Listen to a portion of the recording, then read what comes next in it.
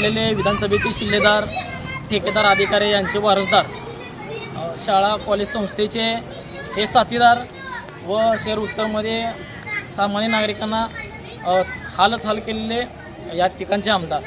तर वास्तविक विषय असा आहे की या ठिकाणी रस्ता होऊन 5 वर्षे झालेले आहेत। तर आता म्हणजे विजयकुमार देशमुख यांचे जे बोर्ड या ठिकाणी लागत आहे हे 16,95,339 रुपयाचा। आणि वास्तविक विषय असा आहे की या ठिकाणी हे रोड होऊन 5 वर्षे झाले, या ठिकाणी ठिगळा लावायचं काम या ठिकाणी आमदारांनी केलेलं आहे। हे बघा आत्ता या ठिकाणी डांबरीकरण करून हे ठिगळा लावण्याचं काम या ठिकाणी मालकांनी केलेलं आहे। आणि दुसरी गोष्ट म्हणजे हे रस्ता आहे का, याची परिस्थिती अशी आहे,